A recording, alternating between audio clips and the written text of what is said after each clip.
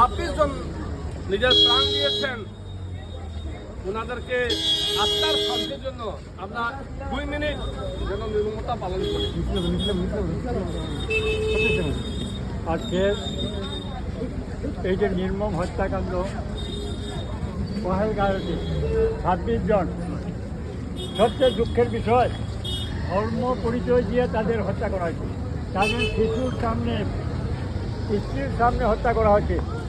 আমি মাননীয় প্রধানমন্ত্রীকে, এবং প্রধানমন্ত্রী বলেছেন যে এই পাকিস্তানকে একেবারে মাটির সঙ্গে মিশাইয়ে দিব, সেটাই আমরা চাই।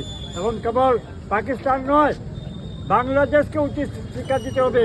আপনারা পত্রপত্রিকা দেখতে যে বাংলাদেশে হিন্দুদের উপর কত নির্যাতন হইতেছে, হিন্দুদের দেবদেবীর মূর্তি ভাঙা হইতেছে, পূজারীদের নিধন করা হইতেছে। এটা যাতে বাংলাদেশের উপর সেই রকম অ্যাকশন হোক। হ্যাঁ, নতুবা এইভাবে আমরা একটা গণতন্ত্র দেশে আমরা বাঁচিয়ে থাকা কোনো লাভ নাই। এইভাবে একটা ধর্মের পরিচয় দিয়া হত্যা করা, এটা তো কোনো শাস্ত্রে, কোনো ধর্মে লেখা নাই। যেটাই হোক, আমি ওনাদের আত্মায় যাতে শান্তি হয়, হ্যাঁ, এবং কঠোর অ্যাকশন হয়। তাদের প্রত্যেকের, যারা সন্ত্রাসবাদী এবং এই ভারতবর্ষে যারা আছে, যারা পাকিস্তানকে সাপোর্ট করে, তাদেরও কিন্তু উচিত শাস্তি হওয়া উচিত।